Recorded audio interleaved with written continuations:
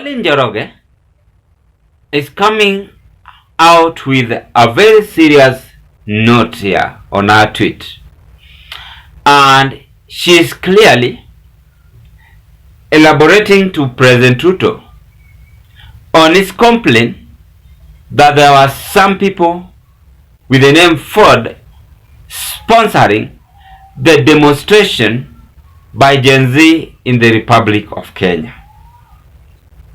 And let me just read whatever Pauline Njoroge have tweeted to William Ruto's administration on the complaint. In a statement released to the media, Ford Foundation has categorically stated that it has not sponsored any protest and reminded Ruto that among the things they have sponsored in Kenya in the recent past is the Africa Climate Summit, which he proudly hosted last year. They have also reminded him that they win and dine together during his state visit to the USA and some good time.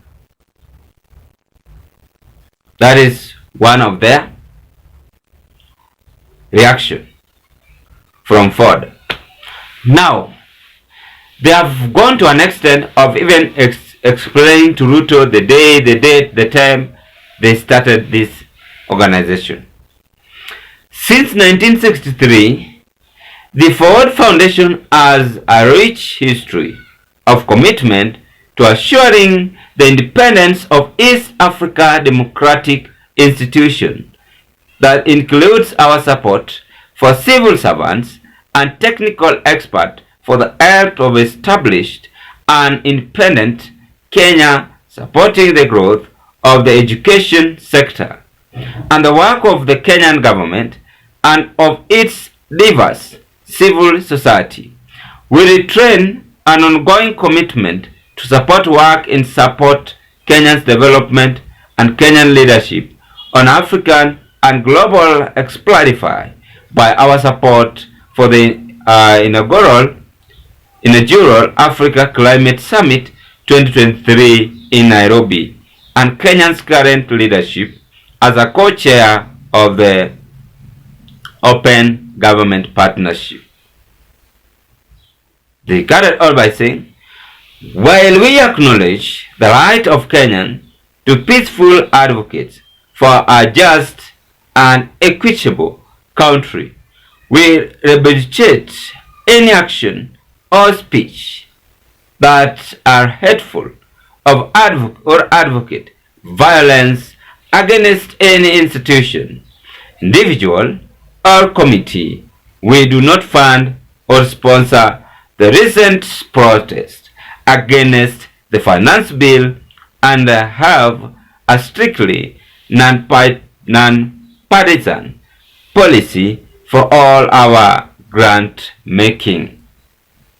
So Ruto have been answered. As we noted, during the Kenyan state visit to the United States this past May, we committed to building on the legacy of the Ford Foundation's more than 60 years in the region so that Kenyans can unlock opportunity that extend to all. Simple and clear. And that is the response to William Ruto. We are all aware that the current head of state had raised that complaint that Ford is the one sponsoring the Gen Z protest. And I am deeply concerned on how Ruto is going to handle this dialogue is talking about. Because he's not aware who are these people sponsoring the Gen Z. He's not aware how did Gen Z start. He's not aware that these Gen Zs are not getting tired.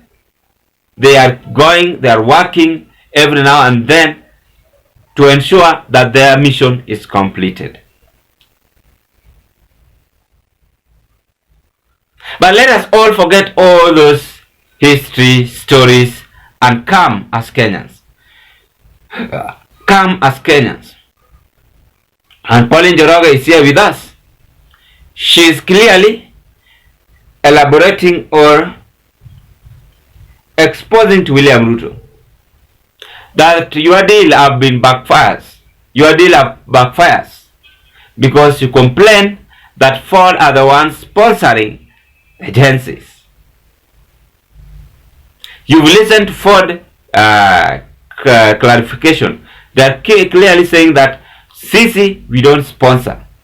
CC to sponsor to climate unit. So I'm seeing Ruto of today have tensed with this demonstration. And as a president, you must be curious and ask yourself, kwa nini I have demonstration in my country? So Ruto is being disturbed with this kind of demonstration happening in this country. And is keenly and watching these people on how they're demonstrating. So, Your Excellency, as much as you are watching these people keenly, what you must know, what you must understand is that these people are demonstrating simple. And that simple demonstration is about that you had that grudge with them on the finance bill and this agenda that you must go. Then ask yourself, if these people are demonstrating that I must go, what should I do for me not to go? Because you have shown them that you lack trust. You have shown them that you have not given them that trustworthy, which you showed them some years 2022 General August election. And therefore, if they are demonstrating and demanding for their right, Your Excellency, this is the best time you must sit down with these people, understand them. Let us all forget about the complaint, but listen to our people, listen to our country, and come out with the best resolution on solving this problem. Because the demonstration, I have said, the consequences are there with us. Listen to them, and they are all voters.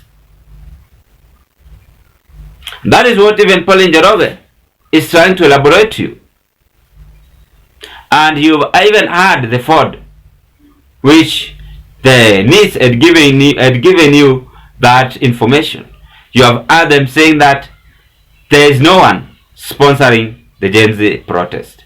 It is them themselves coming out and demonstrating to express their feeling to you as the current head of state in the Republic of Kenya. And I fully agree with Pauline njoroge. I fully agree with the Ford on how they responded to you. No one is sponsoring the Genz. And I've even done a research.